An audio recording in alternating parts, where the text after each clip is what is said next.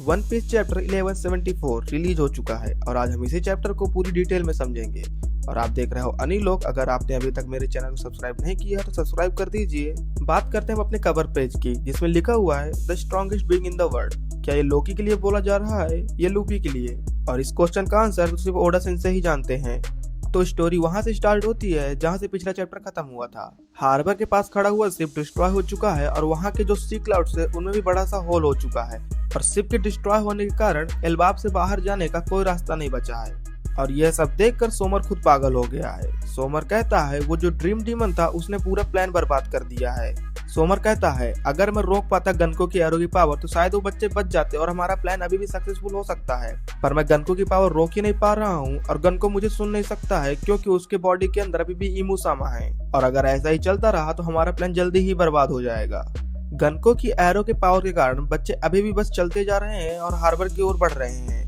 बच्चों को हार्बर की तरफ बढ़ता देख एल्बाब के जायंट ट्राई करते हैं गनको की एरो की पावर रोकने के लिए, पर वो रोक नहीं पा रहे होते हैं। एल्बाब के जायंट पूरी तरह हेल्पलेस हो चुके हैं। ये देखकर सोमर सोचता है अगर बच्चे मरे और हमारा प्लान फेल हुआ तो इसका ब्लेम किसके ऊपर जाएगा। वह सोचता है ये तो गनको की एबिलिटी के कारण हो रहा है और गनको पे तो अभी ईमो का कंट्रोल है, तो इसका मतलब ईमो सामा के ऊपर ये ब्लेम जाएगा। और इतना सोचते ही वो इविल स्माइल के साथ कहता है अगर ये बच्चे मर भी गए तो हम दूसरे जायंट बच्चों को किडनैप कर लेंगे और हमारा प्लान सक्सेसफुल हो जाएगा। तभी सोमर की नजर पड़ती है पेरेंट्स और बच्चों के ऊपर जो हेल्पलेसली रो रहे होते हैं, जिसे देखकर सोमर कहता है क्या प्यारा नजारा है ये देखने के लिए।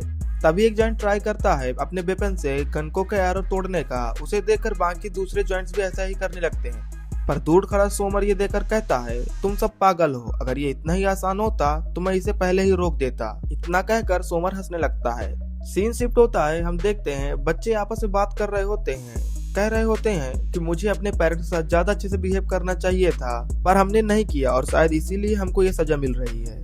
तभी एक फ्लैशबैक आता है यंग कॉलन और रिप्ले का।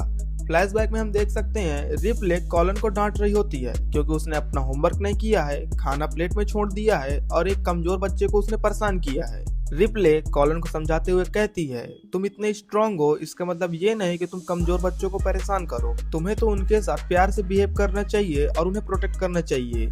प्रेजेंट में हम देखते हैं कॉलन को जो हार्बर के एकदम एज में पहुंच चुका है, पर तभी रिप्ले आती है और उसे हक कर लेती है, पर कॉलन के आसपास के कांटे रिप्ले के अंदर घुस जाते हैं। तभी कॉलन कहता है रिप्ले से कि मम्मी आप मेरे से दूर चले जाओ वरना आप भी मेरे साथ मर जाओगे। तभी रिप्ले कहती है मैं तुम्हें अकेले तो नहीं मरने दूंगी और उसी टाइम कॉलन और रिप्ले दोनों हार्बर से नीचे गिर जाते हैं।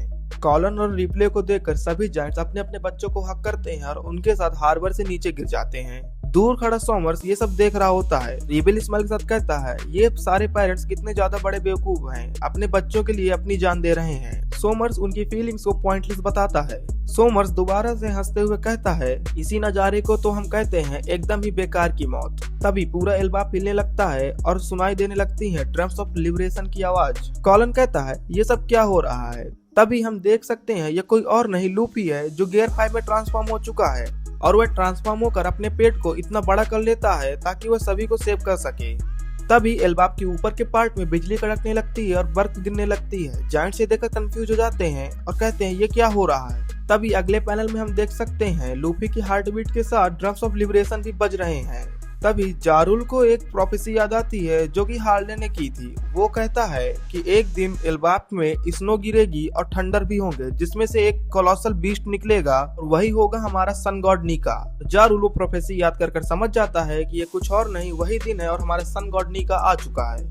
और यहाँ पर लूफी अकेला नहीं होता है, उसके साथ एक और चीज होती है और वो कोई और नहीं लोकी होता है जो कि ट्रांसफॉर्म हो चुका है एक ब्लैक ड्रैगन में जो कि इंसेनली बड़ा है। I mean insanely. इनके साथ एक और चीज होती है लोकी का हैमर जो अपने स्क्वायरल फॉर्म में होता है और लोकी के सर के ऊपर बैठा हुआ होता है।